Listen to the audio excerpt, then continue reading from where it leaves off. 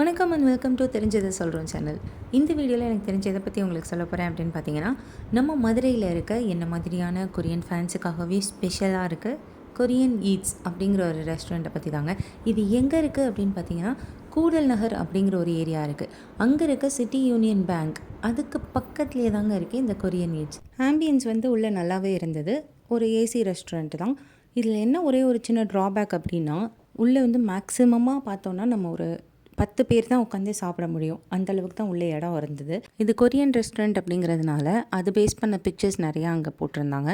இந்த BDS, black pink அந்த மாதிரி அவங்களோட சில இமேஜஸ் அதெல்லாம் இருந்துச்சு.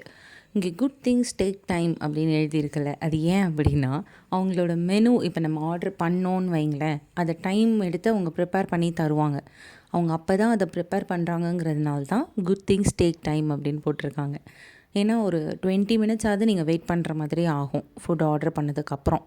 இவங்க ஸ்டார்ட் பண்ணது ஒரு ரெஸ்டாரண்ட்டாக இல்லைங்க, ஒரு சின்ன ஃபுட் ட்ரக்காக தான் ஸ்டார்ட் பண்ணாங்க.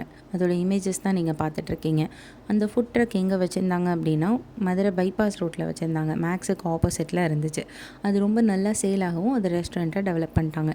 அவங்களோட மெனு கார்டு தான் நீங்கள் இப்போ பார்த்துட்ருக்கீங்க. இந்த கொரியன் சீரீஸ்லாம் நீங்கள் பார்த்துருந்தீங்கன்னா உங்களுக்கு தெரிஞ்சிருக்கும். நிறைய சாப்பாடு அவங்க சாப்பிட்றது நமக்கு சாப்பிடணும் அப்படின்ற மாதிரி தோணும். அதில் சில விஷயம் என்ன அப்படின்னா, இந்த ராம்யான், அது வேறு ஒன்றும் இல்லைங்க, நம்ம ஒரு நூடுல்ஸ் தான். ஆனால் அது கொஞ்சம் டிஃப்ரெண்ட்டாக இருக்கும். அப்புறம் தொக்போக்கிங்கிறது ஏதோ ரைஸ் கேக் வச்சு பண்ணுறது.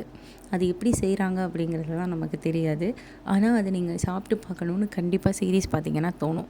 அப்புறம் இன்னொரு ரொம்ப முக்கியமான விஷயம், கிம்ச்சி.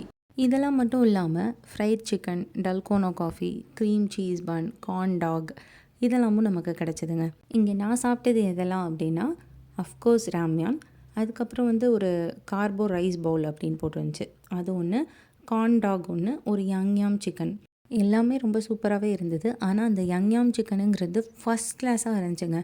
ரைஸும் சரி, இந்த ராம்யானும் சரி, மேலே இந்த மாதிரி சிக்கன், அப்புறம் கார்ன், இந்த ஃப்ரைட் எக் இதெல்லாம் வச்சு கொடுத்ததுனாலையோ என்னமோ என்னால் சாப்பிடவே முடியல ஒரு நேரத்துக்கு. அவ்வளோ ஃபுல்லாக இருந்தது. ப்ரைஸ் தான் எனக்கு ரொம்ப அதிகமாக இருக்கோ அப்படிங்கிற மாதிரி ஃபீல் ஆச்சு. ஆனால் என்ன பண்ணுறது, கொரியன் சாப்பாடாச்சு. நீங்கள் இதுக்கு முன்னாடி போயிருந்தீங்கனாலோ இல்லை இனிமேல் போக போகிறீங்கனாலோ மறந்துடாமல் கமெண்ட்டில் சொல்லிவிடுங்க. உங்கள் ஃப்ரெண்ட்ஸுக்கெலாம் இந்த வீடியோவை ஷேர் பண்ணி விட்டுருங்க. அப்படியே ஒரு லைக்கையும் போட்டுட்டு சேனலையும் சப்ஸ்கிரைப் பண்ணிவிடுங்க. தேங்க்யூ.